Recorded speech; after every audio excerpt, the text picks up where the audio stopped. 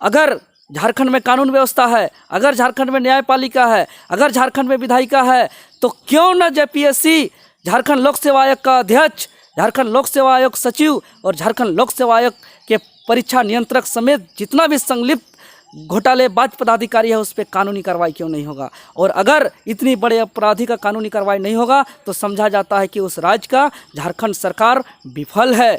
कि आज जो झारखंड राज्य मिला है हमारे पूर्वजों का बलिदान, त्याग और कुर्बानी के परिणाम स्वरूप मिला है। ये बहुत बड़ा आंदोलन के परिणाम झारखंड मिला है ताकि झारखंडी आदिवासी मूल झारखंडी छात्रों को अवसर मिले, हक अधिकार मिले। मैं बता देना चाहता हूँ झारखंड सरकार को, माननीय मुख्यमंत्री महोदय को, कि वर्तमान जो है तत्काल छठी जेपीएससी को रद्द कीजिए, अन्यथा पूरा झारखंडी आदिवासी मूलवासी छात्र नौजवान का खून खोल रहा है, रोंगटे खड़ा हो रहा है, भयानक आंदोलन खड़ा होगा। ऐसा आंदोलन कि कोरोना वायरस से भी महाखतरनाक रूप लेगा। और समस्त झारखंड वासियों को क्रांतिकारी जोहार, जय झारखंड, झारखंड के शहीदों अमर रहे। साथियों, आज मैं आपके बीच आया हूं बात करने झारखंड लोक सेवा आयोग को लेकर के।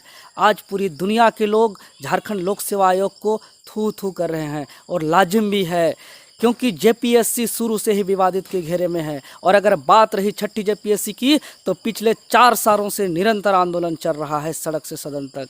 आपको मालूम होगा कि इनको लेकर के पूरे पुतला दहन, धरना प्रदर्शन, 81 विधायकों का पुतला दहन, सरकार का सद्बुद्धि हेतु मुंडन को लेकर के जेपीएससी घेराव, तरह तरह के जितने तरह के संवैधानिक प्रावधान है आंदोलन के, सभी आंदोलन किए गए हैं। लेकिन अफसोस की बात है कि इस जेपीएससी को लेकर के सरकार बदल गया, मुख्यमंत्री बदल गए, लेकिन जेपीएससी का नीति नहीं बदला। और आपको मालूम होगा सरकार बदली, नई सरकार आई और वही विवादित छठी जेपीएससी को जब आगे नियुक्ति प्रक्रिया बढ़ा रही थी तो जेपीएससी आंदोलनकारियों ने वर्तमान सरकार के भी पहला पुतला दहन किया और वर्तमान सरकार के विरोध में राज्य के सबसे बड़ा आंदोलन सत्याग्रह भी चालू किया। और सत्याग्रह के साथ साथ भी जब झारखंड की सरकार, झारखंड की नींद नहीं खुली, उसकी आंखें नहीं खुले, तो आमरण अनशन भी किया गया। और लगातार 120वें घंटे आमरण अनशन और 37वें दिन के सत्याग्रह के बाद कोरोना वायरस से विवश होकर इसको स्थगित किया गया। नहीं तो आज सत्याग्रह का आज 90वां दिन भी जारी रहता, मैं आप लोगों को बता देना चाहता हूँ। लेकिन अफसोस की बात है कि जब विवश होकर लॉकडाउन का पालन करने के लिए, कोरोना वायरस को हराने के लिए जब हम सभी छात्र घर के अंदर हैं, तब कौन ऐसा मजबूरी आ गया है वर्तमान झारखंड सरकार और लोक सेवा आयोग को कि पिछले 21 फरवरी को रात को रिजल्ट जारी करता है। आज पूछने वाली चीज़ है, आज जवाब देना होगा। और अगर इतना ही निरंतरता, इतना ही कार्य के प्रति सतर्कता दिखाती है तो आज 20 वर्षों में झारखंड में मात्र 5 ही जेपीएससी क्यों हो पाया। आज 20 वर्षों में 20 जेपीएससी होना था, लेकिन सिर्फ और सिर्फ 5 जेपीएससी हुआ है।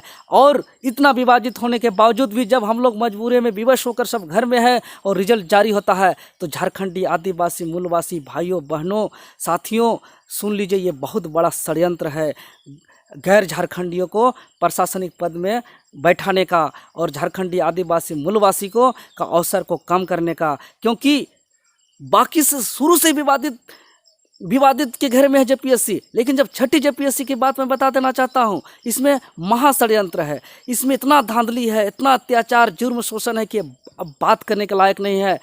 आपको बता दूं कि हम लोग शुरू से ही झारखंडी आदिवासी मूलवासी का अवसर बेहतर हो, इसको लेकर के आंदोलन के थ्रू मांग करते आए हैं कि झारखंड के तमाम नियुक्तियों में जो क्षेत्रीय और जनजातीय भाषा है उसको अनिवार्य रूप से लागू किया जाए, वैकल्पिक रूप से नहीं। और विकल्प के रूप में जो अंग्रेजी और हिंदी है उसको हटाया जाए।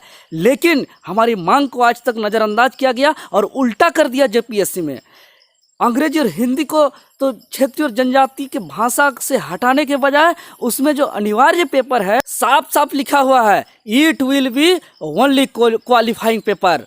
लेकिन और ये पूरे दुनिया में हो रहा है। आपको जानकारी के लिए बता दें, यूपीएससी में भी ये चीज़ आया था। यूपीएससी में क्वेश्चन प्रिंट होने के बाद जब इनका विरोध हुआ तो क्वेश्चन प्रिंट होने के बाद इसका जो है प्राप्तांक को जोड़ने के बजाय उसको हटा दिया गया और उसको सिर्फ और सिर्फ क्वालिफाई में रखा गया। आज बीपीएससी है, जेपीएससी है, यूपीएससी है, तमाम राज्य के लोक सेवा आयोग हैं। पूरे दुनिया में कोई ऐसा, देश का कोई ऐसा राज्य नहीं है जिसका लोक सेवा आयोग अंग्रेजी और हिंदी को प्राप्तांक के मेरिट में जोड़ा जा रहा है। ये बहुत बड़ा साजिश है, इसको समझिए। इतना बड़ा षड्यंत्र है, इतना बड़ा साजिश है कि इसका आप कल्पना नहीं कर सकते हैं।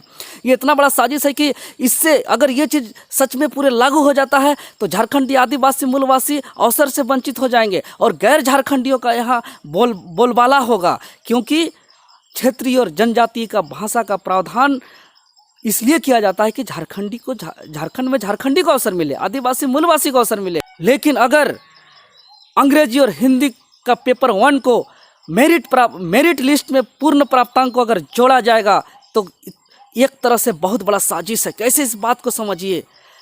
जो कॉन्वेंट छात्र जो अंग्रेजी पढ़ते हैं, जो बाहर में हिंदी पढ़ते हैं, उसको दो तरह का लाभ मिल। पहला, जो क्षेत्रीय और जनजातीय भाषा के साथ जो अंग्रेजी और हिंदी है जिसमें 150 अंक है, वो वहाँ से उनको लाभ मिला है। और वो जो पढ़े हैं उसको अनिवार्य विषय में भी उसको लाभ मिलेगा। मतलब उसको सीधा इधर 150 और उधर 250 अंक का उसको लाभ मिल रहा है। और हमारे झारखंडी आदिवासी मूलवासी भाइयों को सिर्फ और सिर्फ यहाँ का क्षेत्रीय और जनजातीय भाषा का ये बहुत बड़ा शोषण है, अत्याचार है, जुर्म है।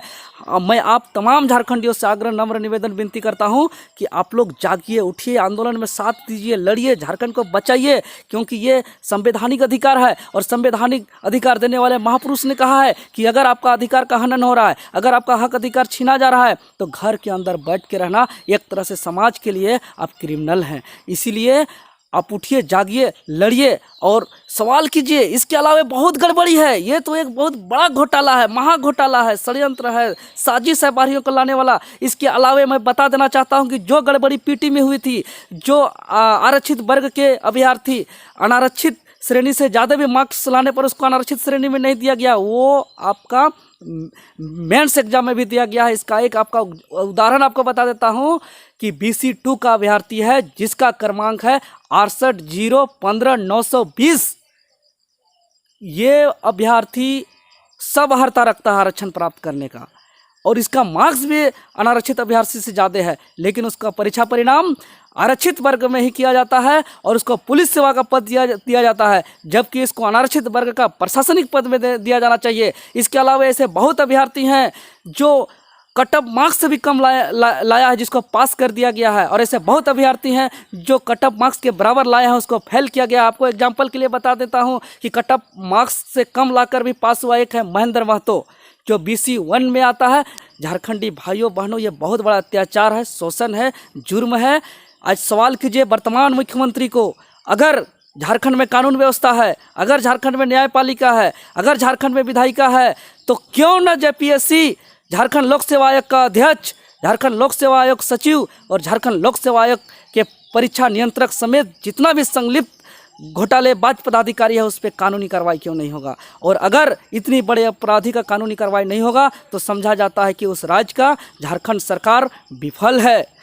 इसीलिए मैं तमाम झारखंड वासियों से पुनः आग्रह करता हूं कि आज जो झारखंड राज्य मिला है, हमारे पूर्वजों का बलिदान, त्याग और कुर्बानी के परिणाम स्वरूप मिला है। ये बहुत बड़ा आंदोलन के परिणाम झारखंड मिला है, ताकि झारखंडी आदिवासी मूल झारखंडी छात्रों को अवसर मिले, हक अधिकार मिले। वर्तमान जो स्थिति बनी हुई है झारखंडी आदिवासी मूलवासी छात्रों के साथ, हमारे महापुरुष का आत्मा भी रो रहा होगा, भटक रहा होगा। इसीलिए मैं बता देना चाहता हूँ झारखंड सरकार को, माननीय मुख्यमंत्री महोदय को, कि वर्तमान जो है तत्काल छठी JPSC को रद्द कीजिए, अन्यथा पूरा झारखंडी आदिवासी मूलवासी छात्र नौजवान का खून खोल रहा है, रोंगटे खड़ा हो रहा है, भयानक आंदोलन खड़ा होगा। ऐसा आंदोलन कि कोरोना वायरस से भी महा खतरनाक रूप लेगा और इसकी जिम्मेवारी सिर्फ और सिर्फ झारखंड सरकार होगा। इसीलिए मैं पुनः आज वीडियो के माध्यम से बता देना चाहता हूं कि तत्काल छठी JPSC रद्द करके झारखंडी आदिवासी मूलवासी भाई बहनों, छात्र नौजवान पे न्याय कीजिए,